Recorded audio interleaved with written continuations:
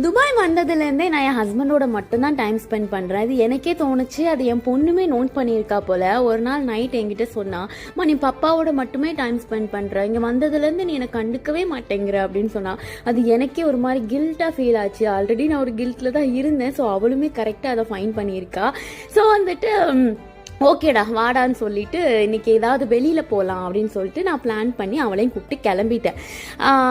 எங்கே போனேன்னு நான் லாஸ்ட்டாக சொல்கிறேன். ஸோ வந்துட்டு நான் ஹஸ்பண்ட் கிட்ட தெரியாது. ஹஸ்பண்ட் இன்னைக்கு ஒரு மீட்டிங்னு சொன்னாங்க. ஸோ அதுவும் எனக்கு ரொம்ப ஒரு ப்ளஸ் பாயிண்டாக போயிடுச்சு. நான் அவர்கிட்ட எதுவுமே சொல்லலை, நான் வெளியே போகிறேன் அப்படின்னு நான் எதுவுமே சொல்லலை. ஸோ வந்துட்டு ஒரு சர்ப்ரைஸாக இருக்கட்டுமேன்னு சொல்லிட்டு நானும் கிளம்பிட்டேன் என் பொண்ணோட.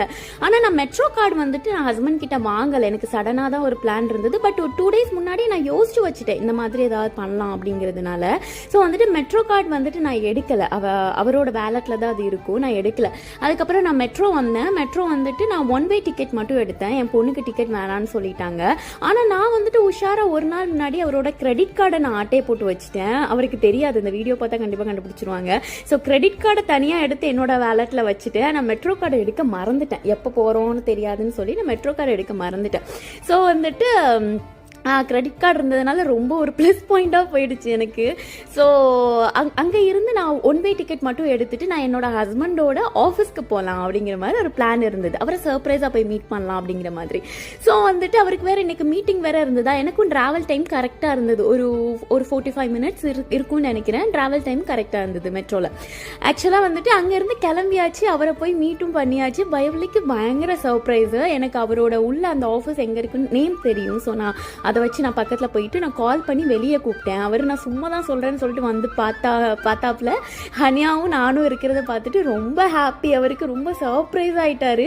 எப்படி வந்த கார்டு இல்லையே என்ன பண்ணேன்னு சொல்லிட்டு அதுக்கப்புறமா நான் சொன்னேன் இந்த மாதிரி 1 way டிக்கெட்லாம் எடுத்துகிட்டு வந்தேன் அப்படிங்கிற மாதிரி. ஸோ வந்துட்டு ரொம்ப நல்ல ஒரு எக்ஸ்பீரியன்ஸாக இருந்தது. என் பொண்ணோட தனியாக அந்த ட்ராவல் பண்ணது ரொம்ப சூப்பராக இருந்தது. அண்ட் அந்த மால்மே ரொம்ப அழகாக இருந்தது, சூப்பராக இருந்துச்சு. எப்படி சொல்ல, ஒரு யூனிக் கலெக்ஷனாக இருந்தது, ஒரு ஆன்டிக் கலெக்ஷன் மாதிரி இருந்தது. எல்லாமே ஒரு ஆன்டிக் கலெக்ஷன் மாதிரி இருந்தது. நிறைய ஹோட்டல்ஸ் பார்த்தேன், நிறைய ஃபேமஸான ஆக்டர்ஸ்லாம் வச்சுருந்த அந்த ஹோட்டல்ஸ்னு சொன்னாங்க. நிறையா நார்த் சைடு ஆக்டர்ஸ்லாம் அவங்க தான் ஓனர் அப்படிங்கிற மாதிரி சொன்னாங்க. ஸோ எல்லாமே ரொம்ப யூனிக்காக யோசிச்சு பண்ண மாதிரி இருந்தது. ரொம்ப அழகாக இருந்தது. அந்த ஹோல் மால்மே சுற்றி பார்க்குறதுக்கு ரொம்ப அழகாக இருந்தது. அண்ட் அவங்களோட ஆஃபீஸில் வந்துட்டு எல்லாரையுமே கூட்டிகிட்டு போய் இன்ட்ரடியூஸ் பண்ணி வச்சாங்க. நான் அதை திங்க் பண்ணவே இல்லை. நான் அது எப்படி சொல்ல, நான் அதை யோசிக்கவே இல்லை இந்த பக்கி உள்ளே கூட்டிகிட்டு போகும்னு சொல்லிட்டு. நான் அப்படியே வெளியே இருந்து அப்படியே பார்த்துட்டு அப்படி மொத்தமாக கிளம்பி ரூம் வந்துடலாம் அப்படின்னு தான் நாங்கள் யோசித்தோம். ஆனால்